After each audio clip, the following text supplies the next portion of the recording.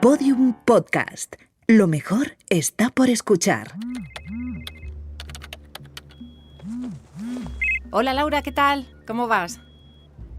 Sí, vente cuando quieras. Mira, sobre las 7 menos cuarto, 7 me pillas seguro en casa.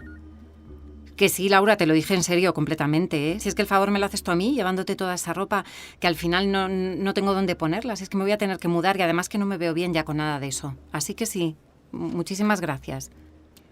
Laura, si es que cuando te dije que no te podías imaginar la cantidad de ropa, yo es que creo que no eras consciente de hasta qué punto, ya lo verás. ¿Me cuentas quién tiene ropa de todas las tallas en el armario?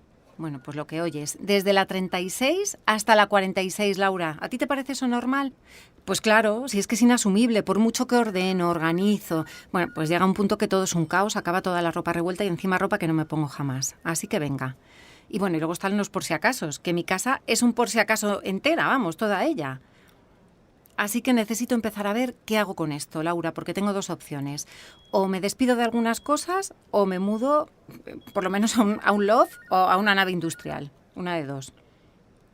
Que no exagero, de verdad te lo digo, si es que ya lo verás. Si es que ha habido épocas en las que todo acababa aquí. ¿Alguien se mudaba? Venga, sus muebles para casa de Claudia. ¿Que encontraba chollos? Pues no me podía resistir. Pues yo qué sé, las vajillas del periódico, estas que te dan con los cuponcines, los cuponcitos, pues yo también. Las colecciones del kiosco, de cine, para los niños, de cuentos, todas las tengo. Liquidaciones. Que no.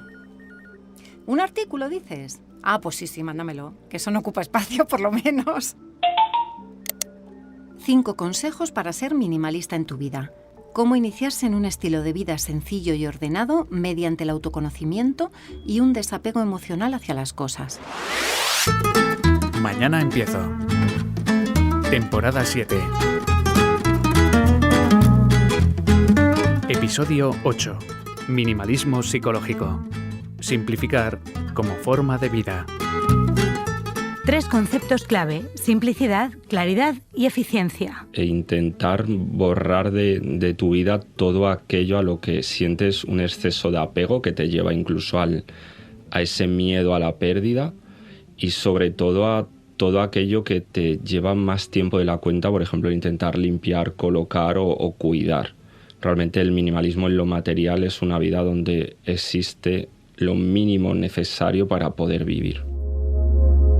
Ángel Rull es psicólogo experto en gestión emocional y va más allá de lo material. El minimalismo psicológico lo podemos entender como un estilo a nivel emocional donde lo que intentamos es reducir al máximo, sobre todo nuestras emociones, la forma de vincularnos con ellas y todo lo que detona esas emociones, todos los estímulos que nos pueden despertar, por ejemplo, el miedo, la tristeza o la rabia. Se trata de simplificar nuestro estilo de vida y enfocarnos en lo que realmente importa.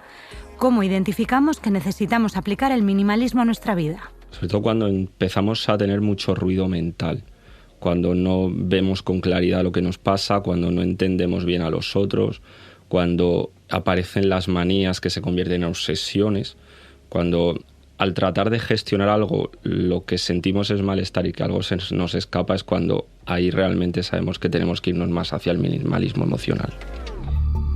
El estrés es una reacción física y emocional ante determinados eventos.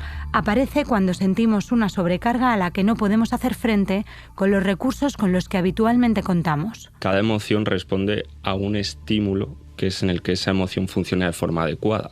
Si esa misma emoción responde a otro estímulo diferente, ahí es cuando surge el malestar, cuando surgen bloqueos, cuando en lugar de trabajar bien desde la tristeza o la rabia, trabajamos, por ejemplo, desde la culpa, desde la frustración. Para solucionarlo, lo primero que tenemos que identificar es lo que nos pasa. Yo en consulta lo que intento siempre cuando la persona trae esa maraña de emociones que no sabe muy bien qué le pasa o cómo ponerle nombre, siempre lo reduzco a 6, ¿vale? Son 6 emociones que ni son positivas ni son negativas, simplemente son emociones que son el miedo, la tristeza, la rabia, el orgullo, entendido como la valoración de uno mismo, el amor, que es la forma que tenemos de vincularnos a los demás, y la alegría.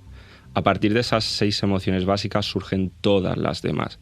Entonces, entendiendo esas 6 emociones vamos a poder entendernos prácticamente al completo. En el caso del minimalismo psicológico, el objetivo es reducir el desorden emocional. Una forma sencilla es empezar por revisar nuestras amistades. Y ahí lo podemos ver en nosotros mismos o en personas de nuestro alrededor. Cómo hay ciertas personas que tienen una lista interminable de amigos, que llega un cumpleaños y no caben todos en una casa, y otras personas que es todo lo contrario. Llega el cumpleaños e invitan a 4 y al final, si comparas, ves la profundidad de estar con 4 personas al que haya 100 en un espacio donde ni siquiera hablas con los 100. No todos los amigos son iguales. La profundidad que se alcanza con un amigo íntimo es imposible que por tiempo, a día de hoy, lo podamos dar a más de 5 o 10 personas. Realmente, cuantos más tengamos íntimos, mejor, más podemos diversificar un poco lo que sentimos, el tiempo, el ocio, los viajes, pero hay un tope. Y la realidad es que tenemos un límite. Es limitado, sí.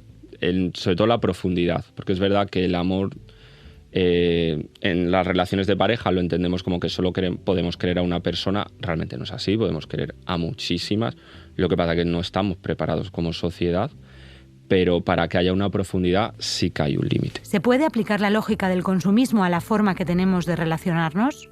¿Consumimos también las amistades? Sí, realmente las redes sociales son muestra de ello, porque sí, tengo un grupo de amigos fuera de las redes sociales que querría que fuera cada vez más grande, pero el número de personas, por ejemplo, a las que sigo en Instagram, en Twitter, es muy elevado y ni siquiera les puedo hacer un seguimiento, pero sí les considero amigos a través de esas cuentas. Esas cuentas nos llevan a querer cada vez más. Pero al final, de esas 6.000 personas, no les puedes hacer seguimiento a las 6.000, pero igual se hace seguimiento a 1.000 y es que te sabes toda su vida. ¿Por qué? Porque vuelves a perder el foco de ti mismo y te vuelves a volcar en la vida de los demás. Y muchas veces tienen más impacto del que creemos. Ahora mismo la publicidad va mucho por Instagram, por las redes sociales, donde un determinado grupo de personas te muestran qué tienes que comprar. Aunque las marcas no les hayan pagado por ello, pero el hecho de que tú compras algo, un libro por ejemplo, y lo compartes, es una forma de alimentar un poco ese consumismo y crear una necesidad en la otra persona. ¿Y qué podemos hacer para que no tenga tanta presencia en nuestra vida? Hay que tomar las redes sociales como para poder gestionarlo mejor como si fuera una persona. Cuando una persona me está generando malestar, cuando una persona me está generando ansiedad, cuando el vínculo me daña, una de las formas que tenemos para poder gestionarlo es el contacto cero. Contacto cero durante un tiempo. Un tiempo que puede estar pactado, que puede ser 1 mes, 2 meses, 3 meses, y en el que nos podemos desintoxicar de todo lo que la otra persona, en este caso las redes sociales, nos estaban generando.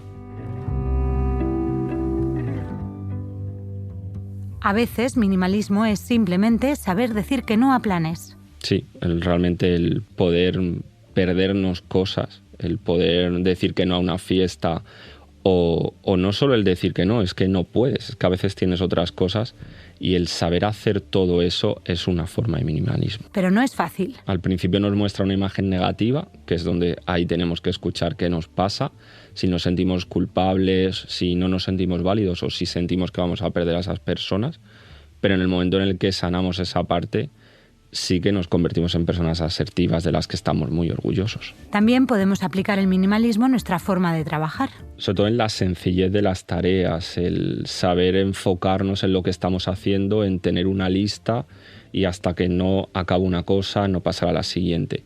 Es verdad que algunos trabajos no lo permiten, ciertos trabajos necesitan estar haciendo como varias cosas a la vez, pero siempre que eso sea posible tenemos que llevar ese espacio de primero una cosa, luego otra, luego la siguiente y no abarcar todo a la vez. La multitarea, es decir, hacer varias cosas a la vez, ya forma parte de nuestro día a día. Pero ¿tiene sentido? With life getting more demanding and hectic all the time, it seems there's only one way to cope: multitasking. ¿Se te da bien hacer varias cosas a la vez, es decir, el multitasking? ¿Lo haces por obligación o porque te gusta distraerte? Multitarea, multitasking. Dice la Wikipedia que este concepto que se puso tan de moda es una aparente capacidad humana para realizar más de una tarea o actividad al mismo tiempo. Y es que además siempre sale mal. Cuando intentamos hacer varias cosas a la vez, nuestro cerebro tiene una capacidad bastante limitada de hacer varias tareas a la vez, que normalmente son 2 máximo. y no todas las personas. Entonces, en el momento en el que estoy haciendo más de una o más de dos, ya va a haber errores. Se me olvidaba. Si crees que este episodio es interesante, acuérdate de suscribirte y compartir. Stuff. The accumulation of stuff. Netflix publicó en 2021 el documental Minimalismo, menos es más. Según sus protagonistas, los minimalistas no se centran en tener menos, se enfocan en hacer espacio para más tiempo, más pasión, más creatividad, más experiencias, más contribución, más satisfacción, más libertad. Limpiar el desorden del camino de la vida ayuda a crear ese espacio. Efectivamente, una de las formas de minimalismo más conocidas es la aplicada a lo material. Ahí, una vez más, es necesario preguntarnos qué necesitamos. Entender bien qué necesitas tú, que no es lo mismo que necesitan los demás. Que ahí las redes sociales, por ejemplo, juegan mucho en contra porque nos venden como un estilo de vida único que es el que todos deberíamos seguir. ¿Y por dónde empezamos? Yo empezaría por la habitación, que es el lugar donde al final necesitamos descansar, donde necesitamos el mínimo, y ahí sí que puede haber un mínimo, que es cama, tal vez un libro para antes de dormir y poco más. Es un mínimo igual demasiado bajo, pero cada persona a partir de ahí puede construir un poquito más. Y después me iría más a zona baño, cocina y por último salón, porque en el salón es verdad donde nos relacionamos más con nosotros mismos y con nuestros objetos, y desapegarnos de ciertas cosas puede ser muy complicado. ¿Y por qué acumulamos tanto en casa? Necesitarían vivir efectivamente en una casa muy grande donde almacenar todo eso, pero deberían realmente construir un poco hacia adentro. Si se están apegando tanto a lo material, si se están apegando tanto a las personas, es porque al final lo que están buscando es una forma de no vincularse con ellos mismos, no saben relacionarse con ellos mismos, con su soledad o con lo que son, y miran hacia afuera todo el tiempo. Hay quien tiende a acumular en casa objetos que le recuerdan a otras personas. Habría que entender un poco por qué le pasa eso a la persona, si tiene que ver con la persona a la que se ha pegado y está en un duelo del que no avanza, o realmente es una desregulación de las emociones de esa persona. Por ejemplo, la tristeza. Cuando tenemos un problema con la tristeza, bien por exceso, bien por defecto, nos cuesta mucho avanzar y desapegarnos tanto de las personas como de lo material. Para empezar a aplicar el minimalismo en casa es necesario preguntarnos por qué acumulamos. Aparece o desde la vanidad, que es el querer proyectar una imagen para ser mejor que los demás, o desde una falta también de valoración con uno mismo, que por lo tanto me estoy comparando con los demás, aparece la envidia y tengo que tener lo que otros tienen, aunque realmente yo no lo necesite. En otras ocasiones la razón es mucho más sencilla. Tal vez que tienes poco tiempo, que la vida va pasando, que hay inercia y que realmente lo vas dejando para después. No necesariamente es que estemos apegados a esas cosas, sino que nos ponemos una excusa para resolver rápido, ponemos un parche. Pues esto en 8 años, por supuesto que le va a valer, le va a encantar y la moda no va a haber cambiado. Entonces lo voy a guardar porque no tengo tiempo para donarlo, para tirarlo. Y el ritmo de vida no ayuda. Muchas veces tenemos la costumbre de llegar y soltarlo todo, dejarlo todo por medio. Como todo el ruido que traigo de fuera, todo el estrés, lo vuelco sobre los muebles y ya no paso página, ya me quedo con todo eso en la hora de la cena o cuando estoy con mi familia, cuando estoy con mi pareja. Y la importancia de tener claro que cada cosa tiene su sitio. Porque nuestra cabeza también funciona así. Realmente tenemos que intentar que la forma que tiene nuestro cerebro de organizar también sea la forma que tenemos de organizar lo material nosotros fuera.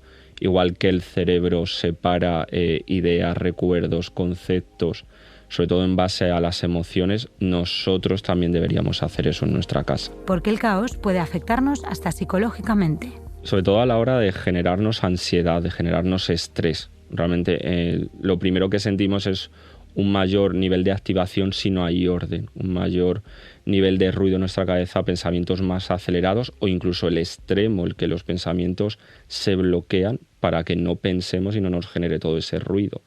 En el momento en el que empezamos a generar orden en nuestra casa, vemos que empezamos a respirar mucho mejor, que la respiración ya no está tan acelerada y que podemos conectar mucho más con la calma y con nuestros pensamientos. Aplicar el minimalismo en soledad es relativamente sencillo, pero ¿qué ocurre cuando se comparte el espacio con otras personas? Una pareja, una familia, cuando hay hijos, es muy difícil, pero tenemos que delimitar un espacio donde es mío y donde hay minimalismo.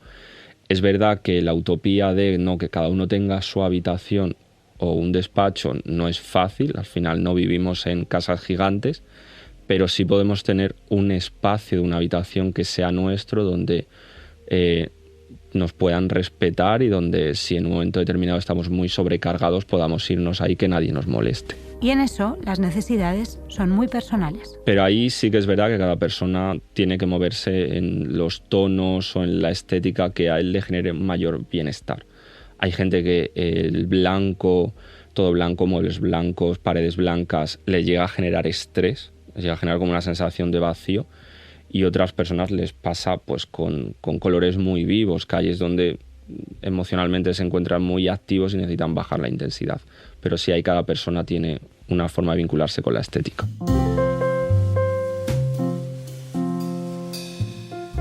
Precisamente la novedad es hablar del minimalismo aplicado en un sentido más general, en un sentido más psicológico, pero el minimalismo aplicado a nuestra casa es algo que no es nuevo. Itziar García es la responsable de la estrategia de interiorismo de IKEA en España. ¿Qué tal? Hola, muy bien. El minimalismo como tendencia interiorista ya lo conocíamos. ¿En qué se traduce cuando hablamos del hogar? Pues al final hablamos de formas más sencillas, de irnos a lo esencial, ¿no? Y de quitar quizá lo superfluo y lo demasiado decorativo. ¿Y el estilo nórdico, por ejemplo, el que conocemos como estilo nórdico, se puede considerar minimalista? Al final el estilo escandinavo te lleva a esa función, ¿no? Y la funcionalidad lo que hace es que todo lo que tengamos en casa cubre una necesidad, ¿no? Y no tenemos tanto cosas superfluas que solo pues apoyan a la parte más estética. Entonces, pues sí, por ese lado tiene bastante en común. No lo es tanto en el sentido de esa idea que tenemos a veces del minimalismo como algo monocromático.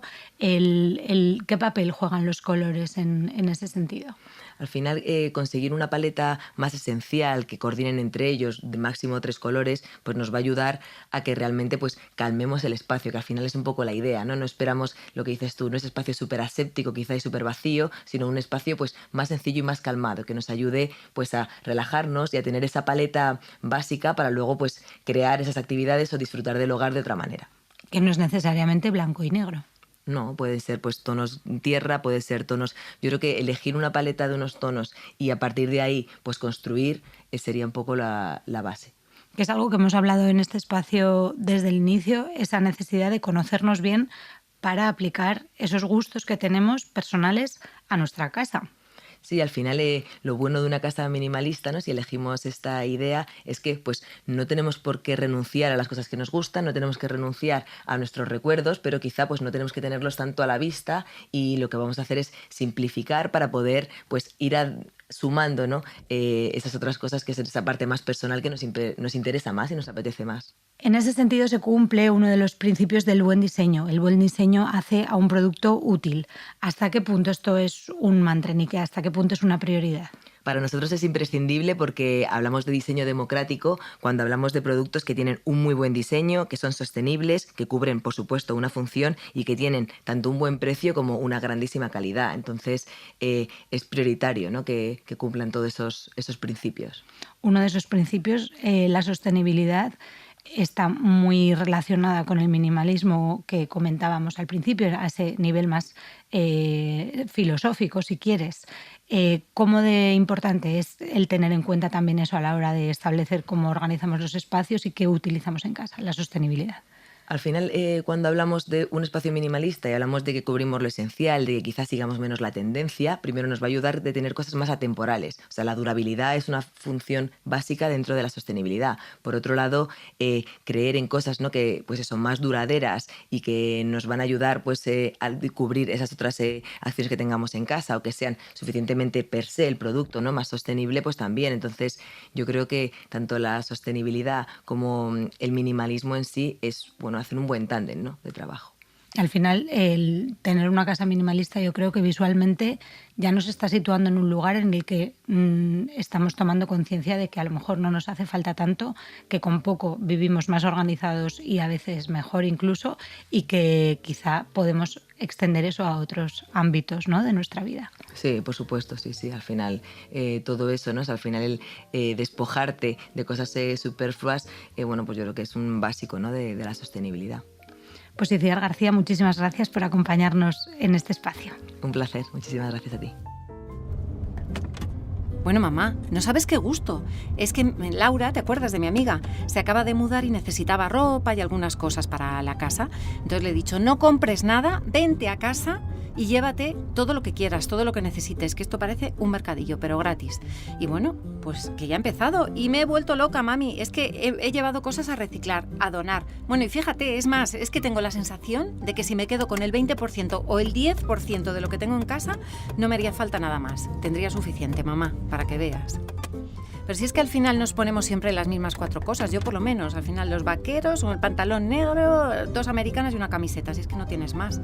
Y es que al final acabamos también siempre sentados en el mismo rincón del salón porque el resto está tan lleno de cosas que es que hasta es incómodo estar ahí. Bueno, ¿has visto la casa de Isa, de la prima? Que lo tiene todo tan organizadito, tan mono, todo que parece de revista de decoración, mamá. Bueno, pues ¿sabes por qué es eso? Porque no acumula. Lo que no necesita no lo guarda, Isa. Y siempre está todo en sus cajitas, sus cosas. Ay, qué envidia me da, mamá. Bueno, es que por no conservar, Isa no conserva ni a sus amigas del colegio, que eran unas petardas que las mandaba a freír espárragos a todas. Pero si es que al final necesitamos muy poquito, mamá, y el día que actuemos en consecuencia y pensando eso, pues vamos a vivir mucho mejor y mucho más ligeros, sobre todo, sin tanto lastre. Yo estoy súper convencida. Así que venga, mañana empiezo. Y recuerda, si te ha gustado o conoces a alguien que necesite el minimalismo en su vida, suscríbete y comparte. Este episodio se ha producido en colaboración con IKEA. Locución, Ana Mas. Diseño sonoro, Andrés Fernández. Producción, Laura Escarza. Dirección, guión y narración, Elia Fernández.